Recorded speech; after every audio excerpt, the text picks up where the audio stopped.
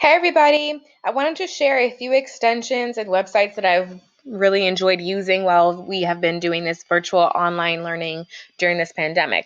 I am not any sort of tech coach or tech connoisseur or anything like that, but I do enjoy using technology in my regular classroom, and so it's been pretty fun for me to discover some new tools as well while we have been virtually learning at home. So the first thing I'm going to show you is Mote, and it is a voice commenting app, and I've really enjoyed using this because I'm able to leave voice comments for my students, and they're also able to see it. So as you can see here, there's this little M in the top right corner. So after you download the Google extension, this will appear on your toolbar, and I'll just show you how it works. So I'll go to this assignment that I have here for virtual field trips, and you see that in the area where you would usually leave a class comment, it has the little M. So I'll do an example.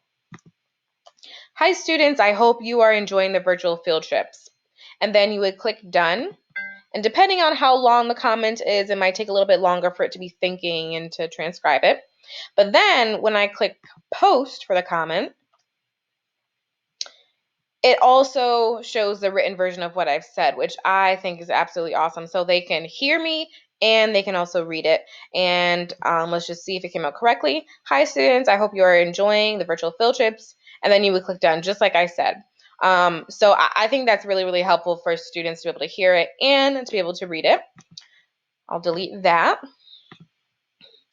Another tool that I have been using, which I love, is Classwork Zoom.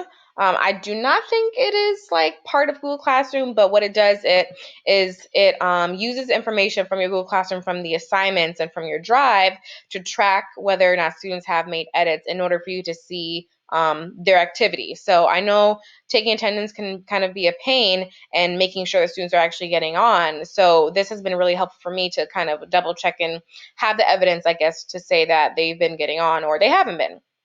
The way it works, after you've signed up and connected to your Google Classroom, it has this bar here for classes. So all the classes that I'm a part of or that I'm a teacher in, I would select one. So this is my main one, James 1920.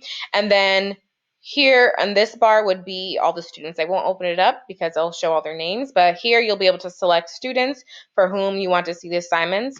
And then this is where you would see all the assignments that you've listed in the Google Classroom that you selected over here.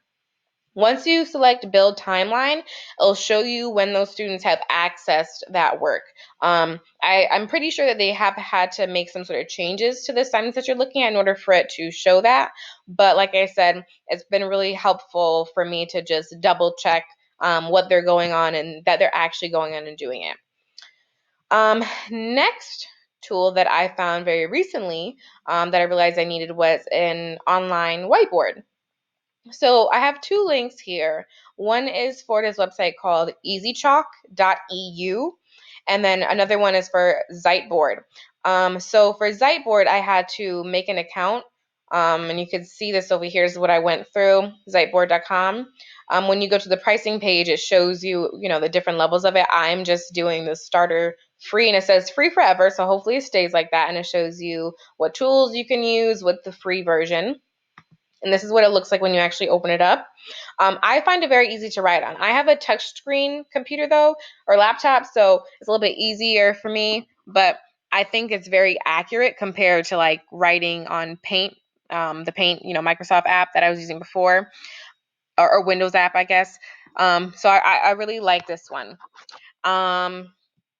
The other one that I had tried, which I did not have to make an account for, but I kind of stumbled upon it. I was searching whiteboard extensions and I came across this Easy Chalk, but it's not an extension. It's just a website. But if you go to Easy Chalk, like as the website itself.com, you will not see this. In order to get to this page, you have to go to easychalk.eu.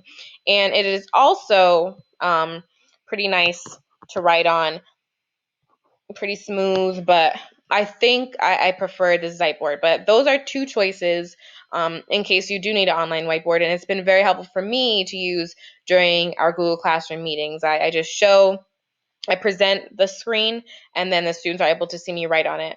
And it's pretty easy to use.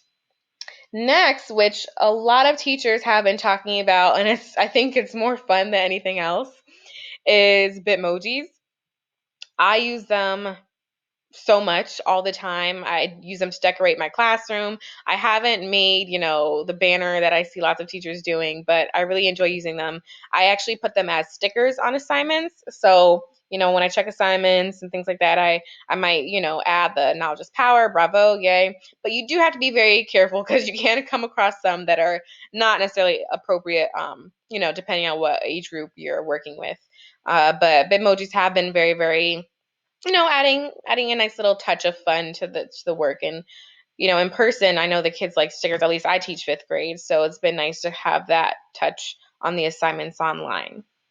Last but not least is the app that I'm using right now, Screencastify. I've absolutely loved using this. I record my announcements. I record lessons if I need to, or videos of me, showing them how to navigate Google Classroom, whatever it is.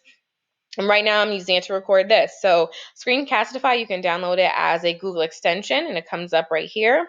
When I click it, you can see that it's showing that I am recording. You can, delete it, restart, pause, stop, all of that. And you do create an account for that. And when you create the account, you'll be able to kind of edit your videos to a certain extent. And right now they have the free, I guess, premium account available for teachers so that your videos can be much longer if you need them to. And the code for that, I'll write it over here in Easy Chalk, is cast, put it just how it's written for them, cast_COVID. And like I said, this is probably has been the most used app or extension for me during this time of online learning, just because it's easy to just show exactly what I want them to see. And I know there's tons of other apps for a lot of these things that I've shown here. And like I said, I am no expert, but these are things for me as a teacher who loves technology that have been super duper helpful. And I hope that for some of you, this video has been helpful too, and that you're able to use them with your students. Thanks for watching.